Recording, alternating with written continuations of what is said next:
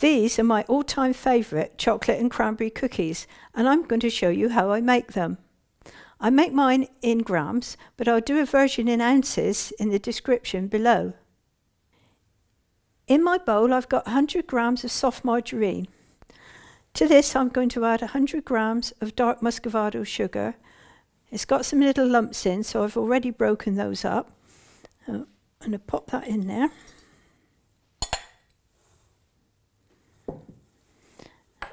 I'm going to give them a little whiz together and cream them up nicely.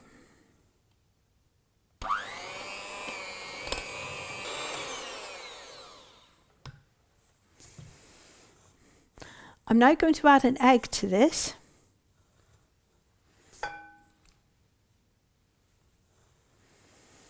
And a teaspoon of vanilla essence. Yeah, that pops in next. I'm just going to give them another mix. There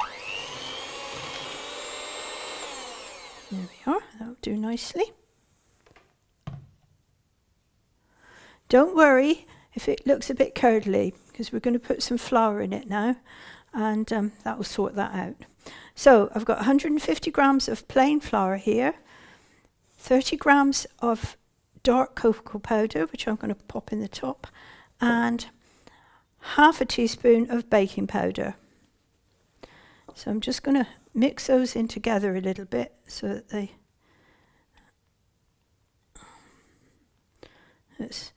can smell the cocoa powder. It's very nice. So then we're just going to put that straight in there. And just gently start to stir it all in.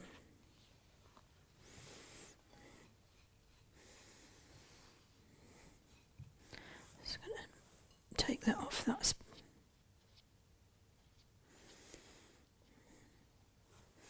there we go. Now our next ingredient to go in is 150 grams of dried cranberries. Now I've had these soaking overnight in 3 tablespoons of brandy, and as you can see they've come up nicely, all nice and plump, and they smell wonderful. So those go in next. So you can see there's a little bit of liquid left there with the brandy, but that's all right. So it just gives it that little bit of oomph. You don't have to use brandy, you can use any other alcohol. Port or sherry might be nice, or if you don't want to use alcohol, apple juice, orange juice, or even plain water really. So I'm going to give those a really good stir in. See, it's starting to get sticky now. It's gone in completely the opposite direction. There we go, not to worry. Will all come out all right in the end. And now, last but not least, 200 grams of, these are dark chocolate chips, and they're specially made for baking, so they don't break up the way ordinary chocolate would. So those go in next.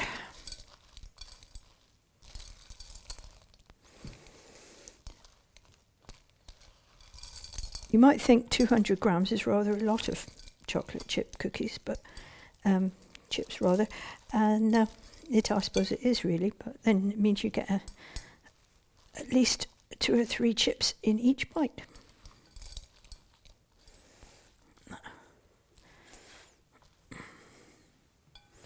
I'll just give our spatula a scrape off there.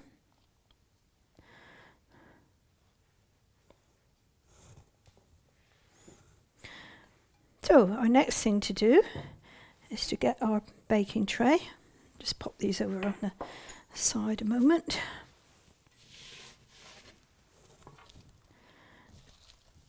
Put it around that way. I've got some. Now this baking tray is lined with silicone paper, which is absolutely amazing. It just, nothing sticks to it. You can wash it in the dishwasher or under a tap. It's fantastic. Now this is an ice cream scoop. It holds about 3 tablespoons of mixture, which we find is just about right size for a decent sized cookie. So I'm going to get a scoop of the mixture and then just pop it down there like that. As you can see, it is a bit sticky, but we're not going to worry about that too much at this stage. No. You could, if you wanted to, do this with a couple of spoons. And if you didn't want the cookies so big, then you could either use a smaller ice cream scoop or, as I say, do it with 2 spoons. This mixture would normally make about a dozen cookies. As we're only got 1 tray, and this freezes beautifully. And put it in the freezer like that, take it out, about half an hour it's ready to use. So that's very good. So instant cookies almost.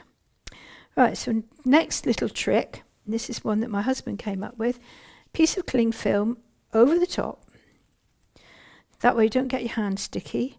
And I'm going to use, this is my largest cookie cutter, so I'm going to just gently pop that over the top like that, so that we can easily see that that's going to make a nice round cookie. So with our fingers we just push it down very gently so that it squishes into the sides of the cookie cutter, and hey presto, we got a round cookie. They don't always stay quite round, I would have to say, because with the chips and that they might bulge out a little bit, but you know, who cares? So we do this with the next few.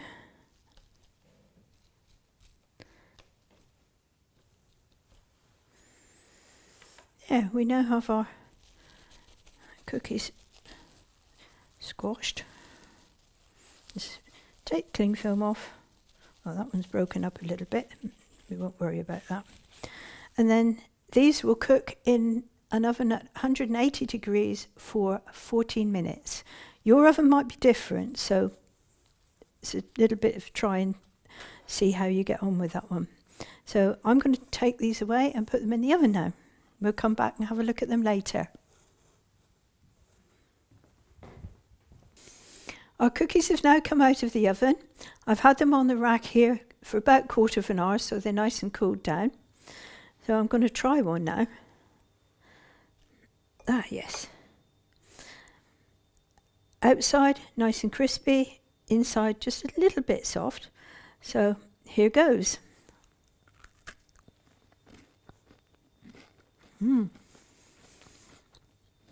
That's really, really nice. We've got a lovely blend of that dark chocolate, very rich, the nice zing of cranberries going through it. That's really, really nice. I shall enjoy the rest of this one. These cookies tend to go a little soft after a few hours because they absorb water from the atmosphere. Our solution to this, if you want to store them, is to actually pop them in a polythene bag into the freezer, take them out about 10-15 minutes to thaw out, and they're absolutely perfect. Alternatively, you can wrap them in cling film and pop them in the fridge, and they come out from there beautifully as well. I hope you like this video. I'll be doing some more soon. Thank you very much for watching.